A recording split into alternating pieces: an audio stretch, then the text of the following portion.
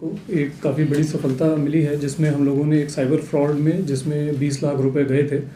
इसमें एक ट्रेल बनाते हुए जो कि पता चला कंबोडिया से ऑपरेटेड है। एक इंटरमीडियरी जो सिम कार्ड का किंगपिन है उसको हमने गिरफ्तार किया है, जिसके पास से हमें 5000 सिम कार्ड मिले हैं। इसमें वाकया ये हुआ कि एक चार्टर्ड अकाउंटेंट है कंपनी का, स्टार इंफ्राकॉम। इनको एक अपने डायरेक्टर से मैसेज आता है व्हाट्सएप नए नंबर से कि हमारे पास पैसे कितने रखे हैं अकाउंट में, उसकी स्टेटमेंट भेजी जाए। तो ये उसको वेरीफाई करने की कोशिश करते हैं और भेजते हैं, पर उनसे जो उनके ओरिजिनल नंबर पे कांटेक्ट नहीं हो पाता है। तो फिर उसके बाद इनको जो बातचीत करके लगता है कि स्टेटमेंट भेजने में कोई इशू नहीं है, भेज देते हैं। उस टाइम इनके अकाउंट में 25 लाख रुपए थे। तो जैसे ही ये स्टेटमेंट गई, उन्होंने इसको कहा कि इसमें से 20 लाख रुपए आरटीजीएस कर दें एक अकाउंट में जो कि बिहार में दूसरी इंफ्रा कंपनी का था। इन्होंने अपने बाकी जो डायरेक्टर्स थे उससे पूछ के इसमें पैसे ट्रांसफ़र कर दिए, और जैसे ही पैसे ट्रांसफ़र किए एक और डिमांड जनरेट हुई कि 48 लाख रुपए और ट्रांसफ़र कीजिए। तो इनको शक हुआ कि कुछ सस्पिशियस है, और इन्होंने जो है एनसीआरपी पोर्टल पे इसकी कंप्लेंट रेज़ की और लोकल पुलिस को भी कांटेक्ट किया।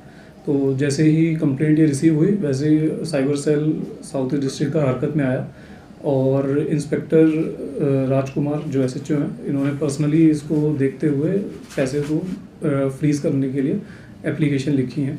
तो जो टोटल अमाउंट है 20 लाख का, 20 लाख हम लोग सिक्योर कराने में कामयाब रहे।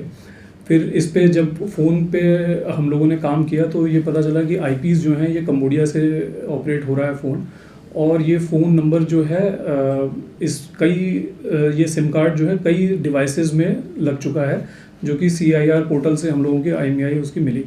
तो ट्रेल करते हुए हम लोग गया बिहार पहुँचे, जहाँ पे ये एक ओल्ड एज लेडी के नाम पे रजिस्टर्ड था। उनको कोई क्लू नहीं था कि उनके नाम से ये सिम कार्ड चल रहा है। और फिर उससे ट्रेल आगे बनी कि एक्टिवेट कैसे हुआ है। तो पता चला कि एक सिम मेला ऑर्गेनाइज हुआ था गांव में, और वहाँ पे घर घर पे सिम देने की इस तरह की एक ड्राइव चली थी। तो जो लोग इसमें शामिल थे उसमें ये हमारा मेन जो एक्यूज्ड है अनुज कुमार, इसने ये ऑर्गेनाइज़ कराया था। इसके घर पे हम लोगों ने छापा मारा तो इसके पास से 250 एक्टिवेटेड सिम सारे एयरटेल के ये मिले, और इसके अलावा 5000 सिम जो हैं हमें मिले, जिसमें 3400 सिम जो हैं एयरटेल के हैं, और 1600 के करीब सिम जो हैं वो वोडाफोन के हैं। ये हालांकि सिम का काम काफ़ी टाइम से कर रहा है, पर ये जो इसने इलीगल तरीके से सिम एक्टिवेशन का जो काम है ये इसने अभी शुरू किया है कुछ 7-8 महीने से।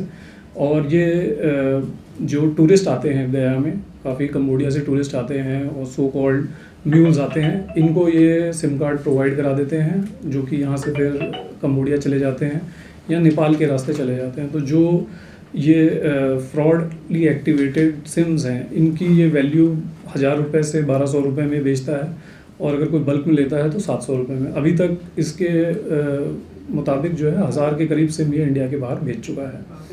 तो इसको गिरफ्तार कर लिया गया। इसके पास से 2 एक्टिवेशन डिवाइसेस जो यूज़ हुए थे ड्यूरिंग जो इन्होंने ड्राइव चलाई थी, 3 से 4 ड्राइव ये रूरल एरियाज़ में बिहार के, छत्तीसगढ़ के यहाँ पे ये चला चुके हैं, जिनसे इन्होंने लोगों को एक सिम उनको दे देते थे और उनके डॉक्यूमेंट से बाकी 5 सिम एक्टिवेट करके अपने पास रख लेते हैं। तो ये एक टोटल मोडस ऑपरेंडी था जो बस्ट हुआ है इसमें, और इसमें आगे की तफ्तीश अभी जारी है। टोटल आरोपी कितने हैं, इस पर कितने पहले मुकदमे? हाँ, आरोपी तो इसमें जो हैं अभी 2 ही हैं, एक ये है और एक इसकी टीम का मेंबर है, और इसने अभी बाकी 2 अभियुक्तों के और नाम लिए हैं जो भी गिरफ्तार होने बाकी हैं। तो उन पे काम चल रहा है। इस पे प्रीवियस कोई केस नहीं है, और बट जो इसने फाइनेंशियल जो थोड़े समय में काफ़ी इसने प्रॉपर्टी अर्जित की है, उन सब का ब्यौरा और ये सब चीज़ें हम लोग इकट्ठी कर रहे हैं ड्यूरिंग इन्वेस्टिगेशन। उनको भी फ्रीज करने के लिए हम लोग लिखेंगे। अनुज की गिरफ्तारी कहाँ से की जाती है सर? ये हम लोग गया से लेके आए हैं इसको। गया बिहार से। सर, कंबोडिया में जो लोग थे उनसे ये कैसे कांटेक्ट करता था और कैसे डिलीवर करता था सिम? देखिए, जो अभी तक इन्वेस्टिगेशन में सामने आया है ये किसी एक पर्टिकुलर ग्रुप से एसोसिएटेड नहीं है। कंबोडिया में कुछ लोग इसने जो नाम बताए हैं आगे, वो लोग इसको कांटेक्ट करते थे कि भाई सिम हमें चाहिए, जो नाम हमारे पास हैं अभी। तो ड्यूरिंग इन्वेस्टिगेशन उन पे काम चल रहा है। तो उनको फिर बल्क में ये सिम प्रोवाइड कराने का काम करता था। भेजना कैसे था सर? जो टूरिस्ट आते हैं, गया में काफ़ी कंबोडिया से टूरिस्ट आते हैं, तो वो टूरिस्ट के फॉर्म में आते हैं। कुछ जो है, जो अभी बताया है, अभी जांच का विषय है कि नेपाल के थ्रू भी शायद भेजते हैं। अनुज से क्या क्या बरामदगी हुई है? देखिए, इसके पास से हमें टोटल ये सिम मिले हैं 5000, कुछ मोबाइल फ़ोन मिले हैं और 2 सिम एक्टिवेशन डिवाइसेस मिले हैं। सर, अभी तक इंडिया में कितनी डूपिंग हो चुकी है, कितने लोगों से, और टोटल अमाउंट कितना है? हाँ, देखिए, जो ये केस है, इस केस को जब हमने अपने पोर्टल पे, NCRP पोर्टल पे इसको सर्च किया है, तो ये जो अकाउंट है जिसमें पैसे फ्रीज हुए हैं, ये कम से कम 12 कंप्लेंट्स में इन्वॉल्व है। तो ये जो है, जो फ़ोन नंबर है बेसिकली, जो कंबोडिया से चला है और जिस नंबर पे ये अकाउंट में ट्रांसफ़र किए गए हैं पैसे, वो अब तक 12 कंप्लेंट साथ एसोसिएट हो चुका है। किस तरह की कंप्लेंट? यही साइबर फ्रॉड की कंप्लेंट तो सर उसमें डिजिटल अरेस्ट या क्या है?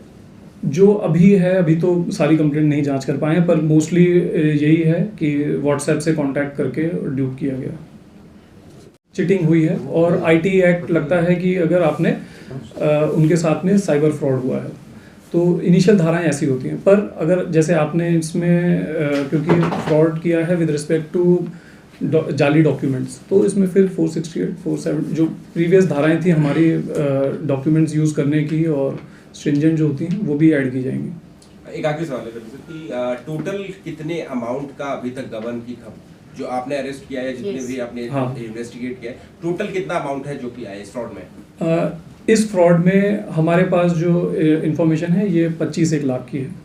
पर ओवरऑल जो है, जो 12 कंप्लेंट्स हैं, ये मिला के ईजिली जो है 70-80 लाख रुपए की कंप्लेंट्स हैं जो इसमें इन्वॉल्व हैं। तो कुछ पैसे पहले जा चुके हैं उस अकाउंट को फ्रीज होने से पहले, और बाकी जो हमारा चला है।